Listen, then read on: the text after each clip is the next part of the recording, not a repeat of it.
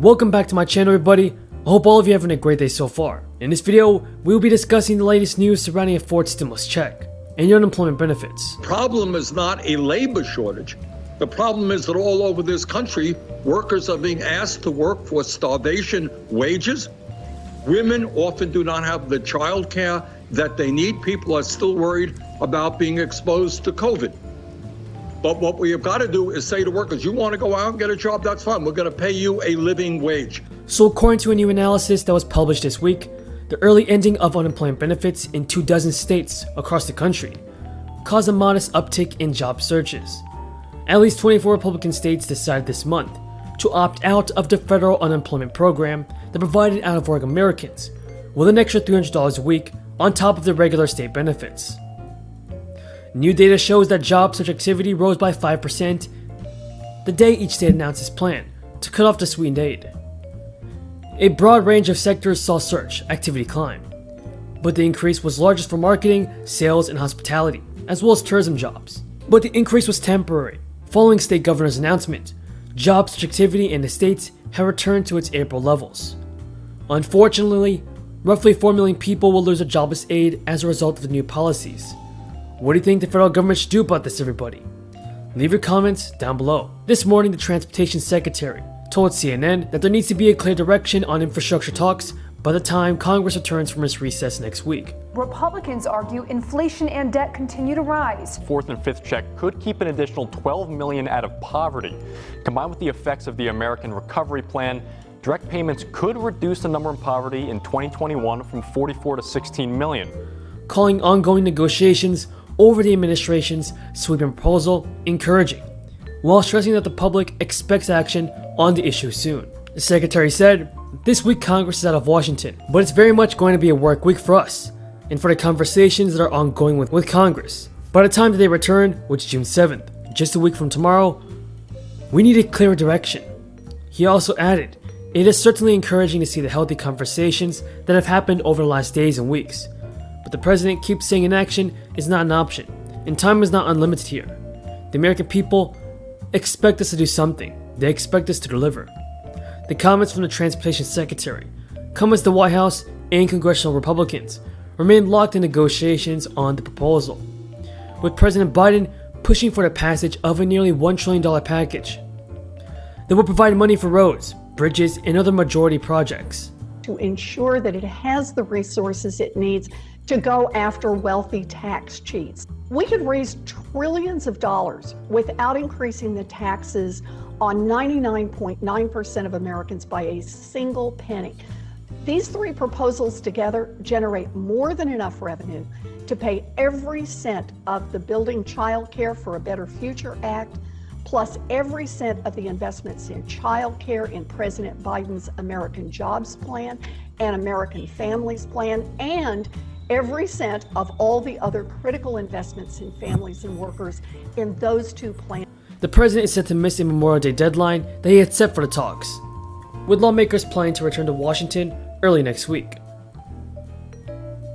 And this Sunday, Republican Senator Shelley Moore Capito told Fox, "I think we'll get to a real compromise. Absolutely, because we're both still in the game." Now, the new budget proposal put forth by the White House includes a dramatic increase in federal spending. Some of the biggest beneficiaries would be the Department of Health and Human Services, as well as the Education Department, each seeing their funding increase by 23% and 41% respectively, according to the Washington Post. These agencies will be key to implementing programs to help American families in the two remaining portions of the Build Back Better plan. This will be a reversal of the previous administration's attempt to cut funding to these agencies on the premise that government funding crowded out private investment and led to waste. The budget proposal calls on Congress to create a public healthcare option and give Americans over 60 the option to enroll in Medicare. However, there is no funding in the budget for those programs, nor are there any specific policies to implement them. In his budget message to Congress, Biden stated, "It is a budget that reflects a trend, the fact that trickle-down economics have never worked, and that the best way to grow our economy is not from the top down, but from the bottom up in the middle." Biden's budget has been greeted gladly by Democrats in Congress. By the payroll tax. The 6.2% of your paycheck that you and your employer pay. That means that Social Security does not add one nickel to the deficit. It has its own source of funding. The wars in Iraq and Afghanistan that the Republicans forgot to pay for added trillions to the deficit and national debt, not Social Security. Now, the truth is that while we do not have a Social Security crisis today, we do have a retirement crisis, and that is a very serious problem. All over this country, millions of Americans, people who have worked their entire lives, are wondering if they will ever be able to retire with any shred of dignity.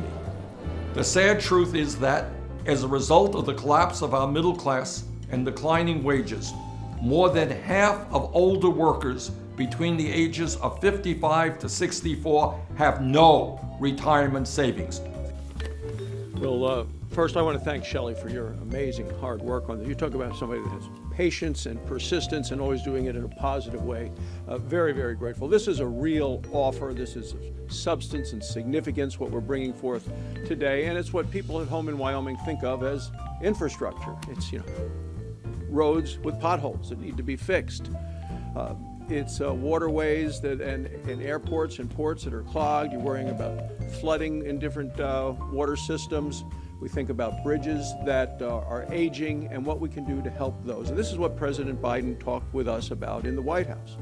This proposal is fully paid for, does not need to have any raises in taxes, and avoids the big threat to the economy right now, which is inflation. Inflation is the number one threat to our nation right now in our economy. And that's not just me saying it, it's Larry Summers, who had a long piece in the Washington Post the other day talking about inflation that is coming and coming faster and to a greater degree than he even thought.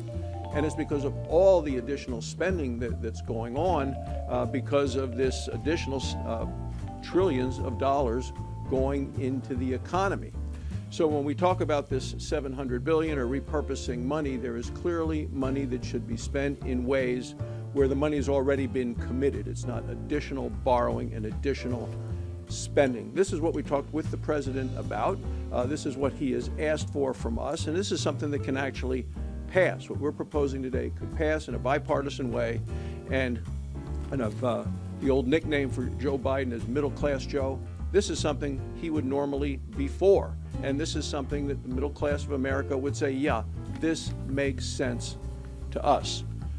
On the other hand, you have the Democrats demanding first $6 trillion and now $7 trillion in spending for a whole lot of different things. So they may override the president on this, overrule him, and that's what my concerns are with Nancy Pelosi and Chuck Schumer, and what is basically socialism camouflaged as infrastructure, which is the direction that they're heading, with massive tax increases, which are going to hurt the economy, massive spending. If that's a direction that they want to go, they can try it. They're not going to have even a single Republican support for that approach.